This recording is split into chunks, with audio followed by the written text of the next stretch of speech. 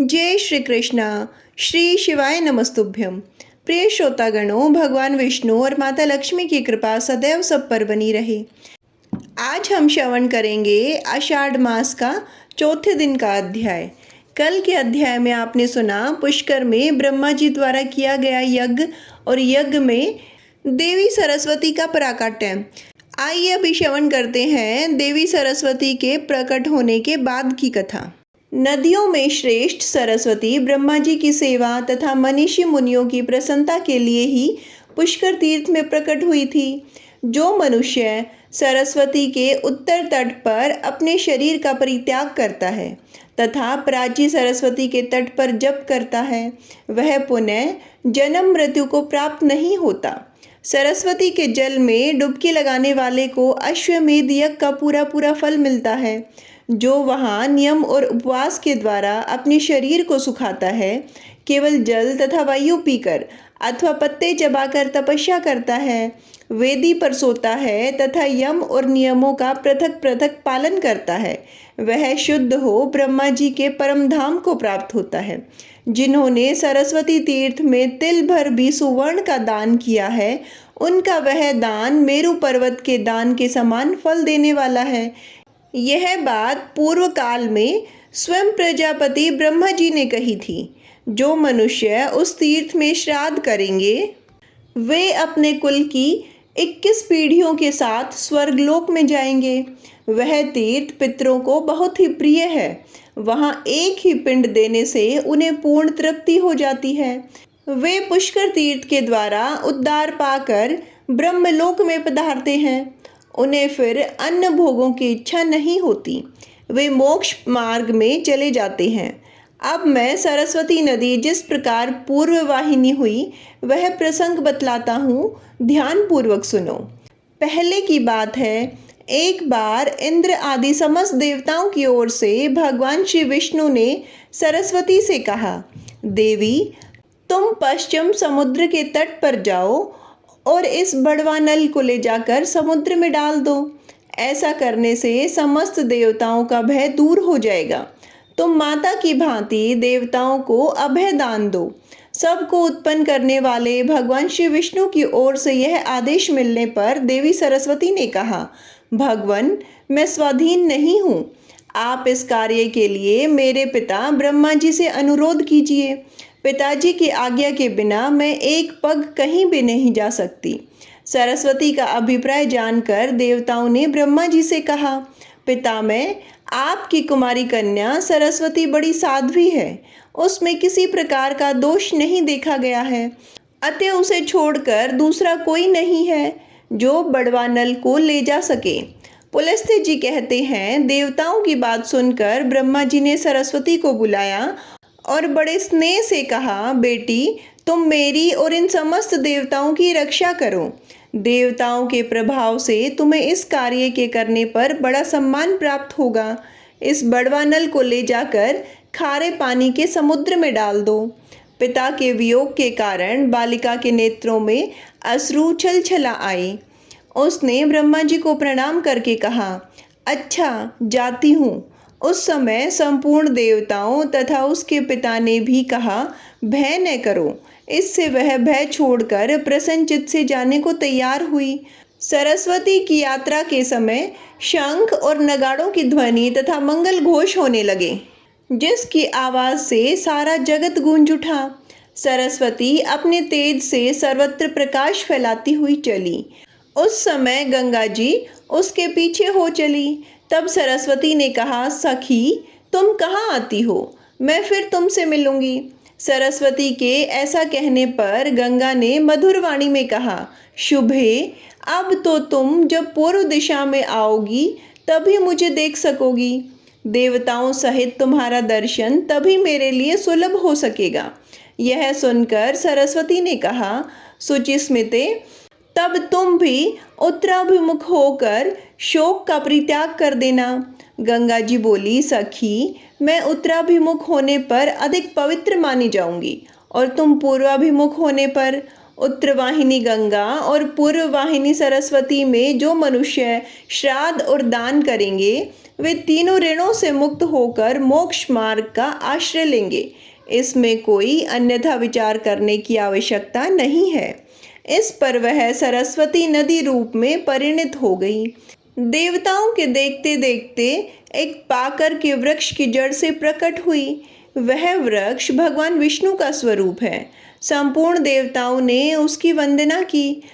उसकी अनेकों शाखाएं सब ओर फैली हुई हैं।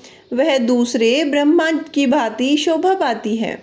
यद्यपि उस वृक्ष में एक भी फूल नहीं है, तो भी वह डालियों पर बैठे हुए शुक आदि पक्षियों के कारण फलों से लदा सा जान पड़ती है। सरस्वती ने उस पाकर के समीप स्थित होकर देवादिदेव विष्णु से कहा, भगवान, मुझे वड़वाग्नि समर्पित कीजिए। मैं आपकी आज्ञा का पालन करूंगी। उसके ऐसा कहने पर भगवान श्री विष्णु बोले, शुभे, तुम्हें इस वड़वानल को पश्चिम समुद्र की ओर ले जाते समय जलने का कोई भय नहीं होगा। पुलस्त्य जी कहते हैं, तदंतर भगवान श्री विष्णु ने वड़वानल को सोने के घड़े में रखकर सरस्वती को सौंप दिया। उसने उस घड़े को अपने उद्र में रखकर पश्चिम की ओर प्रस्थान किया। अदृश्य गति से चलती हुई वह महानदी पुष्कर में पहुंची और ब्रह्मा जी ने जिन जिन कुंडों में हवन किया था, वह सबको जल से अपलावित करके प्रकट हुई। इस प्रकार पुष्कर क्षेत्र में ब्रह्म पवित्र सरस्वती नदी का प्रादुर्भाव हुआ। जगत को जीवन दान देने वाली वायु ने भी उसका जल लेकर वहां के सब तीर्थों में डाल दिया। उस पुण्य क्षेत्र में पहुंचकर पुण्य सलीला सरस्वती मनुष्य के पापों का नाश करने के लिए स्थित हो गई। जो पुण्यात्मा मनुष्य पुष्कर तीर्थ में विद्यमान सरस्वती का दर्शन करते हैं, वे नार की जीवों की अधोगति का अनुभव नहीं करते। जो मनुष्य उसमें भक्ति भाव के साथ स्नान करते हैं, वे ब्रह्मलोक में पहुंचकर ब्रह्मा जी के साथ आनंद का अनुभव करते हैं। जो मनुष्य ज्येष्ठ पुष्कर में स्नान करके पितरों का तर्पण करता है, वह उन सब का नरक से उद्धार कर देता है तथा स्वयं उसका भी चित्त शुद्ध हो जाता है। ब्रह्मा जी के क्षेत्र में पुण्य सलीला सरस्वती को पाकर मनुष्य दूसरे किसी तीर्थ की कामना करे, उससे बढ़कर दूसरा तीर्थ है ही कौन। संपूर्ण तीर्थों में स्नान करने से जो फल प्राप्त होता है, वह सब का सब ज्येष्ठ पुष्कर में एक बार डुबकी लगाने से मिल जाता है। अधिक क्या कहा जाए। जिसने पुष्कर क्षेत्र का निवास, ज्येष्ठ कुंडल का जल तथा उस तीर्थ में मृत्यु, ये तीन बातें प्राप्त कर ली, उसने परम गति पाली। जो मनुष्य उत्तम काल, उत्तम क्षेत्र तथा उत्तम तीर्थ में स्नान और होम करके ब्राह्मण को दान देता है, वह अक्षय सुख का भागी होता है। कार्तिक और वैशाख के शुक्ल पक्ष में तथा चंद्रमा और सूर्य के ग्रहण के समय स्नान करने योग्य कुरु जांगल देश में जितने क्षेत्र और तीर्थ मुनीश्वरों द्वारा बताए गए हैं, उन सब में यह पुष्कर तीर्थ अधिक पवित्र है, ऐसा ब्रह्मा जी ने कहा है। जो पुरुष कार्तिक की पूर्णिमा को मध्यम कुंड अर्थात मध्यम पुष्कर में स्नान करके ब्राह्मण को दान देता है, उसे अश्वमेध यज्ञ का फल मिलता है। इसी प्रकार कनिष्क कुंड अत्यंत पुष्कर में एकाग्र पूर्वक स्नान करके जो ब्राह्मण को उत्तम अगहनी का चावल दान करता है, वह अग्निलोक में जाता है तथा वहाँ 21 पीढ़ियों के साथ रहकर श्रेष्ठ फल उपभोग करता है। इसलिए पुरुष को उचित है कि वह पूरा प्रयत्न करके पुष्कर तीर्थ की प्राप्ति के लिए वहां की यात्रा करने के लिए अपना विचार स्थिर करे। मति, स्मृति, प्रज्ञा, मेधा, बुद्धि और शुद्ध वाणी, ये 6 सरस्वती के पर्याय बतलाए गए हैं। जो पुष्कर के वन में जहाँ प्राची सरस्वती है, वहाँ जाकर उसके जल का दर्शन भर कर लेते हैं, उन्हें भी अश्वमेध यज्ञ का फल मिलता है तथा जो उसके भीतर गोता लगाकर स्नान करता है, वह तो ब्रह्मा जी का अनुचर होता है। जो मनुष्य वहाँ विधि पूर्वक श्राद्ध करते हैं, वे पितरों को दुखदाई नरक से निकालकर स्वर्ग में पहुँचा देते हैं। जो सरस्वती में स्नान करके पितरों को कुश और तिल से युक्त जल दान करते हैं, उनके पितृ हर्षित हो नाचने लगते हैं। यह पुष्कर तीर्थ सब तीर्थों में श्रेष्ठ माना गया है, क्योंकि यह आदि तीर्थ है। इसलिए इस पृथ्वी पर यह समस्त तीर्थों में विख्यात है। यह मानो धर्म और मोक्ष की क्रीड़ा स्थली है। सरस्वती से युक्त होने के कारण इसकी महिमा और भी बढ़ जाती है।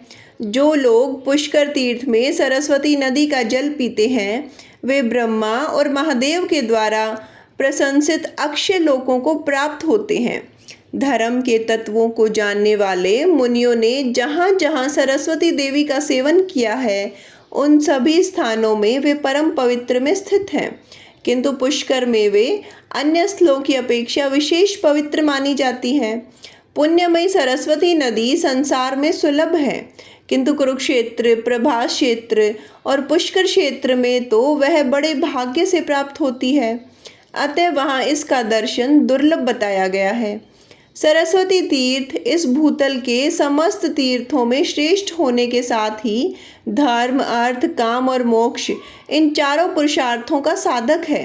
अतः मनुष्य को चाहिए कि वह ज्येष्ठ, मध्यम तथा कनिष्ठ तीनों पुष्करों में यत्न पूर्वक स्नान करके उनकी प्रदक्षिणा करें। तत्पश्चात पवित्र भाव से प्रतिदिन पितामह का दर्शन करें। ब्रह्मलोक में जाने की इच्छा रखने वाले पुरुष को अनुलोम कर्म से अर्थात कर्मशः ज्येष्ठ, मध्य एवं कनिष्ठ पुष्कर में तथा विलोम कर्म से अर्थात कनिष्ठ, मध्य और ज्येष्ठ पुष्कर में स्नान करना चाहिए।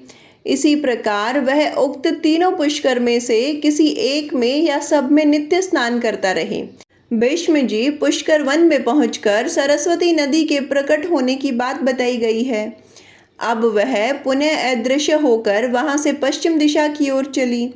पुष्कर से थोड़ी ही दूर जाने पर एक खजूर का वन मिला, जो फल और फूलों से सुशोभित था। सभी ऋतुओं के पुष्प उस वन स्थली की शोभा बढ़ा रहे थे। वह स्थान मुनियों के भी मन को मोहने वाला था। वहां पहुंचकर नदियों में श्रेष्ठ सरस्वती देवी पुनः प्रकट हुई। वहां से नंदा के नाम से तीनों लोकों में प्रसिद्ध हुई। सूत जी कहते हैं, यह सुनकर देवव्रत भीष्म ने पुलस्त्य जी से पूछा, ब्राह्मण, सरिताओं में श्रेष्ठ नंदा कोई दूसरी नदी तो नहीं है? मेरे मन में इस बात को लेकर बड़ा कौतूहल हो रहा है कि सरस्वती का नाम नंदा कैसे पड़ गया। जिस प्रकार और जिस कारण से वह नंदा नाम से प्रसिद्ध हुई, उसे बताने की कृपा कीजिए। भीष्म के इस प्रकार पूछने पर पुलस्त्य जी ने सरस्वती का नंदा नाम क्यों पड़ा, इसका प्राचीन इतिहास सुनाना आरंभ किया। वे बोले, भीष्म, पहले की बात है, पृथ्वी पर प्रभंजन नाम से प्रसिद्ध एक महाबली राजा हुए थे। एक दिन वे उस वन में मृगों का शिकार कर रहे थे। उन्होंने देखा एक झाड़ी के भीतर मृगी खड़ी है। वह राजा के ठीक सामने पड़ती थी। प्रभंजन ने अत्यंत तीक्ष्ण बाण चलाकर मृगी को बीन डाला। आहत हिरणी ने चकित होकर चारों ओर दृष्टिपात किया। फिर हाथ में धनुष बाण धारण किए हुए राजा को खड़ा देख वह बोली, ओ मूढ़, यह तूने क्या किया? तुम्हारा यह कर्म पापपूर्ण है। मैं यहाँ नीचे मुंह किए खड़ी हूँ और निर्भय होकर अपने बच्चे को दूध पिला रही थी। इसी अवस्था में तूने इस वन के भीतर मुझ निरपराध हिरणी को अपने वज्र के समान बाण का निशाना बना लिया। तेरी बुद्धि बड़ी खोटी है, इसलिए तू कच्चा मांस खाने वाले पशु की योनि में पड़ेगा। इस कंटकाकीर्ण वन में तू व्याघ्र हो जा। मृगी का यह शाप सुनकर सामने खड़े हुए राजा की संपूर्ण इंद्रियां व्याकुल हो उठी। वे हाथ जोड़कर बोले, कल्याणी, मैं नहीं जानता था कि तू बच्चे को दूध पिला रही है। अनजाने में मैंने तेरा वध किया है। अतः मुझ पर प्रसन्न हो। मैं व्याघ्र योनि को त्याग कर पुण्य मनुष्य शरीर को कब प्राप्त करूंगा? अपने इस शाप के उद्धार की अवधि तो बता दो। राजा के ऐसा कहने पर मृगी बोली, राजन, आज से 100 वर्ष बीतने पर यहाँ नंदा नाम की एक गाय आएगी। उसके साथ तुम्हारा वार्तालाप होने पर इस शाप का अंत हो जाएगा। पुलस्त्य जी कहते हैं, मृगी के कथा अनुसार राजा प्रभंजन व्याघ्र हो गए। उस व्याघ्र की आकृति बड़ी ही घोर और भयानक थी। वह उस वन में काल के वशीभूत हुए मृगों, अन्य चौपायों तथा मनुष्यों को भी मार मार कर खाने और रहने लगा। वह अपनी निंदा करते हुए कहता था, हाय, अब मैं पुनः कब मनुष्य शरीर धारण करूंगा। अब से नीच योनि में डालने वाला ऐसा निंदनीय कर्म महापाप नहीं करूंगा। अब इस योनि में मेरे द्वारा पुण्य नहीं हो सकता। एकमात्र हिंसा ही मेरे जीवन वृत्ति है। इसके द्वारा तो सदा दुख ही प्राप्त होता है। किस प्रकार मृगी की कही हुई बात सत्य हो सकती है। जब व्याघ्र को उस वन में रहते 100 वर्ष हो गए, तब एक दिन वहां गायों का एक बहुत बड़ा झुंड उपस्थित हुआ। वहां घास और जल की विशेष सुविधा थी। वही गायों के आने के कारण हुई थी। आते ही गायों के विश्राम के लिए बाड़ लगा दी गई। ग्वालों के रहने के लिए भी साधारण घर और स्थान की व्यवस्था की गई। गोचर भूमि तो वहां थी ही, सबका पड़ाव पड़ गया। वन के पास का स्थान गौओं के रांभने की आवाज आने से गूंजने लगा। मतवाले गोप चारों ओर से उस गो समुदाय की रक्षा करते थे।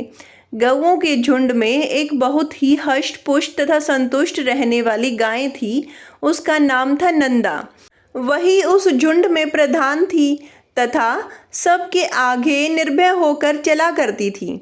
एक दिन वह अपने झुंड से बिछड़ गई और चरते चरते पूर्वोक्त व्याघ्र के सामने जा पहुंची। व्याघ्र उसे देखते ही खड़ी रह कहता हुआ उसकी ओर दौड़ा और निकट आकर बोला, आज विधाता ने तुझे मेरा ग्रास नियत किया है, क्योंकि तू स्वयं यहाँ आकर उपस्थित हुई है। व्याघ्र का यह रोंगटे खड़े कर देने वाला निष्ठुर वचन सुनकर उस गाय को चंद्रमा के समान कांति वाले अपने सुंदर बछड़े की याद आने लगी। उसका गला भर आया। वह गदगद स्वर से पुत्र के लिए हुंकार भरने लगी। उस गाय को अत्यंत दुखी होकर क्रंदन करते देख व्याघ्र बोला, अरे गाय, संसार में सब लोग अपने कर्मों का ही फल भोगते हैं। तू स्वयं मेरे पास आ पहुंची है। इससे जान पड़ता है तेरी मृत्यु आज ही नियत है। फिर व्यर्थ शोक क्यों करती है। अच्छा यह तो बता, तू रोई किस लिए। व्याघ्र का प्रश्न सुनकर नंदा ने कहा, व्याघ्र, तुम्हें नमस्कार है। मेरा सारा अपराध क्षमा करो। मैं जानती हूँ तुम्हारे पास आए हुए प्राणी की रक्षा असंभव है, अतः मैं अपने जीवन के लिए शोक नहीं करती। मृत्यु तो मेरी एक न एक दिन होगी ही, फिर उसके लिए क्या चिंता। किंतु मृगराज, अभी नई अवस्था में मैंने एक बछड़े को जन्म दिया है। पहली ब्यान का बच्चा होने के कारण वह मुझे बहुत ही प्रिय है। मेरा बच्चा अभी दूध पीकर ही जीवन चलाता है। घास को तो वह सूंघता भी नहीं। इस समय वह गोष्ठ में बंधा है और भूख से पीड़ित होकर मेरी राह देख रहा है। उसी के लिए मुझे बारंबार शोक हो रहा है। मेरे न रहने पर मेरा बच्चा कैसे जीवन धारण करेगा। मैं पुत्र स्नेह से वशीभूत हो रही हूँ और उसे दूध पिलाना चाहती हूँ। मुझे थोड़ी देर के लिए जाने दो। बछड़े को दूध पिलाकर प्यार से उसका मस्तक चाटूंगी और उसे हित अहित की जानकारी के लिए कुछ उपदेश करूंगी। फिर अपनी सखियों की देखरेख में उसे सौंपकर तुम्हारे पास लौट आऊंगी। उसके बाद तुम इच्छा अनुसार मुझे खा लेना। नंदा की बात सुनकर व्याघ्र ने कहा, अरे गाय, अब तुझे पुत्र से क्या काम है। नंदा बोली, मृगेंद्र, मैं पहल बछड़ा ब्याई हूँ, अतः उसके प्रति मेरी बड़ी ममता है। मुझे जाने दो। सखियों को, नन्हे बच्चों को रक्षा करने वाले ग्वालों और गोपियों को तथा विशेषतः अपनी जन्मदायिनी माता को देखकर उन सब से विदा लेकर आ जाऊंगी। मैं शपथ पूर्वक यह बात कहती हूँ। यदि तुम्हें विश्वास हो तो मुझे छोड़ दो। यदि मैं पुनः लौट कर न आऊँ तो मुझे वही पाप लगे जो ब्राह्मण तथा माता पिता का वध करने से होता है। व्याधों, मलेच्छों तथा जहर देने वालों को जो पाप लगता है वही मुझे भी लगे। जो गौशाला में विघ्न डालते हैं, सोते हुए प्राणियों को मारते हैं तथा जो एक बार अपनी कन्या का दान करके फिर उसे दूसरे को देना चाहते हैं, उन्हें जो पाप लगता है वही मुझे भी लगे। जो अयोग्य बैलों से भारी बोझ उठवाता है, उसको लगने वाला पाप मुझे भी लगे। जो कथा होते समय विघन डालता है और उसके घर पर आया हुआ मित्र निराश लौट जाता है, उसको जो पाप लगता है वही मुझे भी लगे, यदि मैं पुनः लौट कर न आऊं। इन भयंकर पातकों के भय से मैं अवश्य आऊंगी। नंदा की ये शपथ सुनकर व्याघ्र को उस पर विश्वास हो गया। वह बोला, गायें, तुम्हारी इन शपथों से मुझे विश्वास हो गया, पर कुछ लोग तुमसे यह भी कहेंगे कि स्त्री के साथ हास परिहास में, विवाह में, गऊ को संकट में बचाने में तथा प्राण संकट उपस्थित होने पर जो शपथ की जाती है उसकी अपेक्षा से पाप नहीं लगता। किंतु तुम इन बातों पर विश्वास न करना। इस संसार में कितने ही ऐसे नास्तिक हैं जो मूर्ख होते हुए भी अपने को पंडित समझते हैं। वे तुम्हारी बुद्धि को क्षण भर में भ्रंश में डाल देंगे। जिनके चित्त पर अज्ञान का पर्दा पड़ा रहता है, वे शुद्र मनुष्य कुतर्कपूर्ण युक्तियों और दृष्टांतों से दूसरों को मुंह में डाल देते हैं। इसलिए तुम्हारी बुद्धि में यह बात नहीं आनी चाहिए कि मैंने शपथों द्वारा व्याघ्र को ठग लिया। तुमने ही मुझे धर्म का सारा मार्ग दिखलाया है, अतः इस समय तुम्हारी जैसी इच्छा हो करो। नंदा बोली, साधो, तुम्हारा कथन ठीक है। तुम्हें कौन ठग सकता है? जो दूसरों को ठगना चाहता है वह तो अपने आप को ही ठगता है। व्याघ्र ने कहा, गायें, अब तुम जाओ। पुत्र वत्सल्य, अपने पुत्र को देखो, दूध पिलाओ, मस्तक चाटो तथा माता, भाई, सखी, स्वजन एवं बंधु बांधवों का दर्शन करके सत्य को आगे रखकर शीघ्र ही यहाँ लौट आओ। पुलस्त्य जी कहते हैं, वह पुत्र वत्सल्य धेनु बड़ी सत्यवादिनी थी। पूर्वोक्त प्रकार से शपथ करके जब वह व्याघ्र की आज्ञा ले चुकी तब गोष्ठ की ओर चली। उसके मुख पर अश्रुओं की धारा बह रही थी। वह अत्यंत दीन भाव से कांप रही थी। उसके हृदय में बड़ा दुख था। वह शोक के समुद्र में डूबकर बारंबार डंकराती थी। नदी के किनारे गोष्ठ पर पहुंचकर उसने सुना, बछड़ा पुकार रहा है। आवाज कान में पड़ते ही वह उसकी ओर दौड़ी और निकट पहुंचकर नेत्रों से अश्रु बहाने लगी। माता को निकट पाकर बछड़े ने शंकित होकर पूछा, माँ, आज क्या हो गया? मैं तुम्हें प्रसन्न नहीं देखता। तुम्हारे हृदय में शांति नहीं दिखाई देती। तुम्हारी दृष्टि में भी व्यग्रता है। आज तुम अत्यंत डरी हुई क्यों दिख रही हो? नंदा बोली, बेटा, दुग्ध पान करो, यह हम लोगों की अंतिम भेंट है। अब से तुम्हें माता का दर्शन दुर्लभ हो जाएगा। आज एक दिन मेरा दूध पीकर कल सवेरे से किसका पियोगे? वत्स, मुझे अभी लौट जाना है। मैं शपथ करके यहाँ आई हूँ। भूख से पीड़ित बाघ को मुझे अपना जीवन अर्पण करना है। बछड़ा बोला, माँ, तुम जहाँ जाना चाहती हो वहाँ मैं भी चलूँगा। तुम्हारे साथ मेरा भी मर जाना ही अच्छा है। तुम न रहोगी तो मैं अकेले भी तो मर ही जाऊँगा। फिर साथ ही क्यों न मरूं? यदि बाघ तुम्हारे साथ मुझे भी मार डालेगा तो निश्चित ही मुझको वह उत्तम गति मिलेगी जो मातृभक्त पुत्रों को मिल सकती है। अतः मैं तुम्हारे साथ अवश्य चलूँगा। माता से बिछड़े हुए बालक के जीवन का क्या प्रयोजन है? केवल दूध पीकर रहने वाले बच्चे के लिए माता के समान दूसरा कोई बंधु नहीं है। माता के समान रक्षक, माता के समान आश्रय, माता के समान स्नेह, माता के सम्मुख सुख तथा माता के समान देवता इहलोक और प्रलोक में भी नहीं है। यह ब्रह्मा जी का स्थापित किया हुआ धर्म है। जो पुत्र इसका पालन करते हैं उन्हें उत्तम गति प्राप्त होती है। नंदा ने कहा, बेटा, मेरी ही मृत्यु नियत है, तुम वहां न आना। दूसरे की मृत्यु के साथ अन्य जीवों की मृत्यु नहीं होती। जिसकी मृत्यु नियत है उसी की होती है। तुम्हारे लिए माता का यह उत्तम एवं अंतिम उपदेश है। मेरे वचनों का पालन करते हुए यहीं रहो। यही मेरी सबसे बड़ी इच्छा है। जल के समीप अथवा वन में विचरते हुए कभी प्रमाद न करना। प्रमाद से समस्त प्राणी नष्ट हो जाते हैं।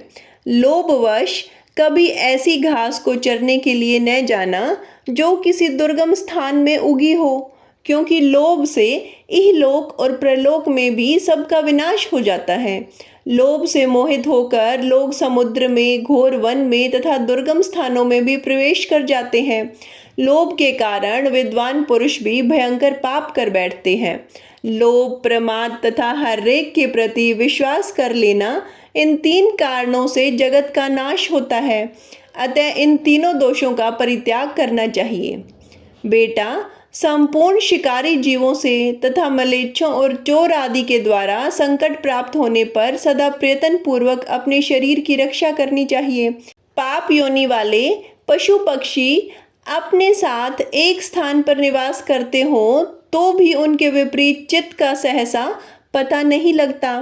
नख वाले जीवों का, नदियों का, सींग वाले पशुओं का, शस्त्र धारण करने वालों का, स्त्रियों का तथा दूतों का कभी विश्वास नहीं करना चाहिए।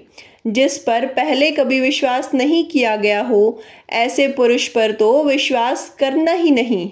जिस पर विश्वास जम गया हो, उस पर भी अत्यंत विश्वास न करे, क्योंकि अविश्वसनीय पर विश्वास करने से जो भय उत्पन्न होता है, वह विश्वास करने वाले का समूल नाश कर डालता है। औरों की तो बात ही क्या है, अपने शरीर का भी विश्वास नहीं करना चाहिए। भीरु स्वभाव वाले बालक का भी विश्वास न करें, क्योंकि बालक डराने धमकाने पर प्रमादवश गुप्त बात भी दूसरों को बता सकते हैं। सर्वत्र और सदा सूंघते हुए ही चलना चाहिए, क्योंकि गंध से ही गौएं भली भांति वस्तु की परख कर पाती हैं। भयंकर वन में कभी अकेला न रहें, सदा धर्म का ही चिंतन करें। मेरी मृत्यु से तुम्हें घबराना नहीं चाहिए, क्योंकि एक न एक दिन सबकी मृत्यु निश्चित है। जैसे कोई पथिक छाया का आश्रय लेकर बैठ जाता है और विश्राम करके फिर वहां से चल देता है, उसी प्रकार प्राणियों का समागम होता है। बेटा, तुम शोक छोड़कर मेरे वचनों का पालन करो। पुलिस्त्य जी कहते हैं, यह कहकर नंदा पुत्र का मस्तक सूंघकर उसे चाटने लगी और अत्यंत शोक के वशीभूत हो डबडबाई हुई आंखों से बारंबार लंबी लंबी श्वास लेने लगी। तदंतर बारंबार पुत्र को निहार कर वह अपनी माता, सखियों तथा गोपियों के पास जाकर बोली, माता जी, मैं अपने झुंड से आगे चरती हुई चली जा रही थी। इतने में ही एक व्याघ्र मेरे पास आ पहुंचा। मैंने अनेकों सौगंधे खाकर उसे लौट आने का विश्वास दिलाया है, तब उसने मुझे छोड़ा है। मैं बेटे को देखने तथा आप लोगों से मिलने के लिए चली आई थी, अब फिर वहीं जा रही हूँ। माँ, मैंने अपने दुष्ट स्वभाव के कारण तुम्हारा जो जो अपराध किया हो वह सब क्षमा करना। अब अपने इस नाती को लड़का करके मानना। फिर नंदा गाय सखियों की ओर मुड़कर प्यारी सखियों से कहती है, मैंने जानकर या अनजाने में यदि तुमसे कोई अप्रिय बात कह दी हो अथवा कोई और अपराध किया हो तो उसके लिए तुम सब मुझे क्षमा करना। तुम सब संपूर्ण सद्गुणों से युक्त हो, तुम में सब कुछ देने की शक्ति है। मेरे बालक पर सदा क्षमा भाव रखना। मेरा बच्चा दीन, अनाथ और व्याकुल है, इसकी रक्षा करना। मैं तुम ही लोगों को इसे सौंप रही हूँ। अपने पुत्र की ही भांति इसका भी पोषण करना। अच्छा, अब क्षमा मांगती हूँ। मैं सत्य को अपना चुकी हूँ, अतः व्याघ्र के पास जाऊंगी। सखियों को मेरे लिए चिंता नहीं करनी चाहिए। नंदा की बात सुनकर उसकी माता और सखियों को बड़ा दुख हुआ। वे अत्यंत आश्चर्य और विषाद में पड़कर बोली, अहो, यह बड़े आश्चर्य की बात है कि व्याघ्र के कहने से सत्यवादिनी नंदा पुनः उस भयंकर स्थान में प्रवेश करने चाहती है। शपथ और सत्य के आश्रय से शत्रु को धोखा दे अपने ऊपर आए हुए महान भय का यत्नपूर्वक नाश करना चाहिए। जिस उपाय से आत्मरक्षा हो वही कर्तव्य है। नंदे, तुम्हें वहां नहीं जाना चाहिए।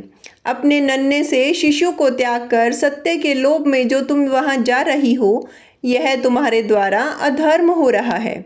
इस विषय में धर्मवादी ऋषियों ने पहले एक वचन कहा था, वह इस प्रकार है, प्राण संकट उपस्थित होने पर शपथों के द्वारा आत्मरक्षा करने में पाप नहीं लगता। जहाँ असत्य बोलने से प्राणियों की प्राण रक्षा होती हो, वहाँ वह असत्य भी सत्य है और सत्य भी असत्य है।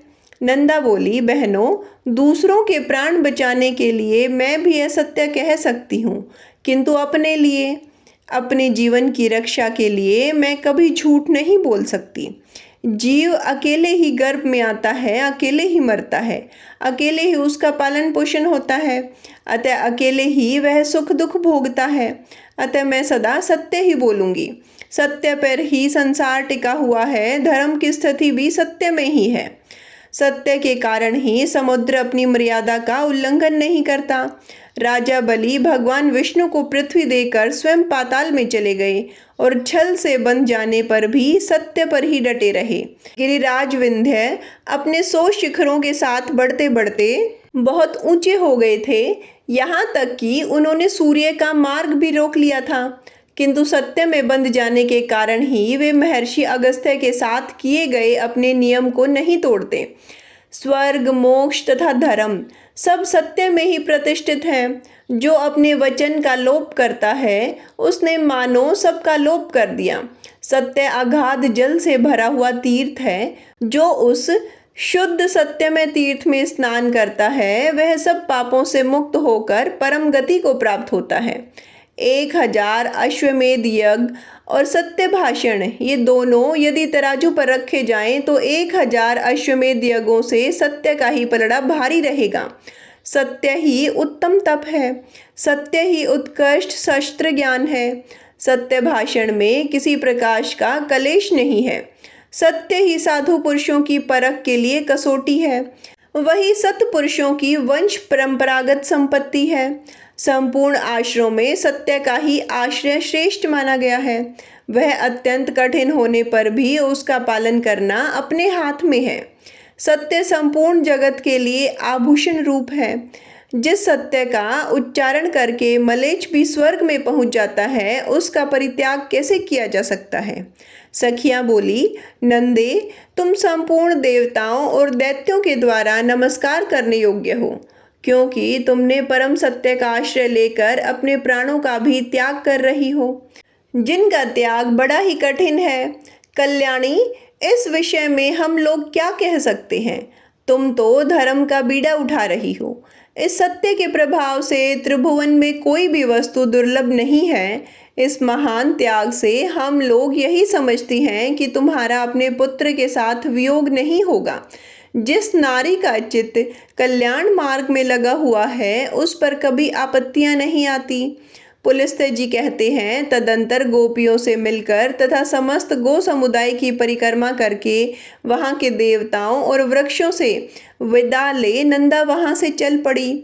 उसने पृथ्वी, वरुण, अग्नि, वायु, चंद्रमा, 10 दिक्पाल, वन के वृक्ष, आकाश के नक्षत्र तथा ग्रह, इन सब को बारंबार प्रणाम करके कहा, इस वन में जो सिद्ध और वन देवता निवास करते हैं, वे वन में चरते हुए मेरे पुत्र की रक्षा करें। इस प्रकार पुत्र के स्नेहवश बहुत सी बातें कहकर नंदा वहां से प्रस्थित हुई और वह स्थान पर पहुंची जहां पर तीखी दाढ़ों और भयंकर आकृति वाला मांसभक्षी बाघ मुंह बनाए बैठा था। उसके पहुंचने के साथ ही उसका बछड़ा भी अपनी पूंछ ऊपर को उठाए अत्यंत वेग से दौड़ता हुआ वहां आ गया और अपनी माता और व्याघ्र दोनों के आगे खड़ा हो गया। पुत्र को आया देख तथा सामने खड़े हुए मृत्यु रूप बाघ पर दृष्टि डालकर उस गाय ने कहा, मृगराज, मैं सत्य धर्म का पालन करती हुई तुम्हारे पास आ गई हूँ। अब मेरे मांस से तुम इच्छा अनुसार अपनी तृप्ति करो। व्याघ्र बोला, गाय, तुम बड़ी सत्यवादिनी निकली। कल्याणी, तुम्हारा स्वागत है। सत्य का आश्रय लेने वाले प्राणियों का कभी कोई अमंगल नहीं होता। तुमने लौटने के लिए जो पहले सत्यपूर्वक शपथ की थी, उसे सुनकर मुझे बड़ा कौतूहल हुआ था कि यह जानकर फिर कैसे लौटेगी। तुम्हारे सत्य की परीक्षा के लिए ही मैंने पुनः तुम्हें भेज दिया था, अन्यथा मेरे पास आकर तुम जीती जागती कैसे लौट सकती थी। मेरा वह कौतूहल पूरा हुआ। मैं तुम्हारे भीतर सत्य खोज रहा था, वह मुझे मिल गया। इस सत्य के प्रभाव से मैंने तुम्हें छोड़ दिया। आज से तुम मेरी बहन हुई और यह तुम्हारा पुत्र मेरा भांजा हो गया। शुभे, तुमने अपने आचरण से मुझ महापापी को यह उपदेश दिया कि सत्य पर ही संपूर्ण लोक प्रतिष्ठित है, सत्य के ही आधार पर धर्म टिका हुआ है। कल्याणी, तृण और लताओं सहित भूमि के वे प्रदेश धन्य हैं जहाँ तुम निवास करती हो। जो तुम्हारा दूध पीते हैं वे धन्य हैं, कृतार्थ हैं। उन्होंने ही पुण्य किया है और उन्होंने ही जन्म का फल पाया है। देवताओं ने मेरे सामने यह आदर्श रखा है। गौओं में ऐसा सत्य है, यह देखकर अब मुझे अपने जीवन से अरुचि हो गई है। अब मैं वह कर्म करूँगा जिसके द्वारा पाप से छुटकारा पा सकूं। अब तक मैंने हजारों जीवों को मारा और खाया है। मैं महापापी, दुराचारी, निर्दयी और हत्यारा हूँ। पता नहीं ऐसा दारुण कर्म करके मुझे किन लोकों में जाना पड़ेगा। बहन, इस समय मुझे अपने पापों से शुद्ध होने के लिए जैसी तपस्या करनी चाहिए उसे संक्षेप में बताओ, क्योंकि अब विस्तार पूर्वक सुनने का समय नहीं है।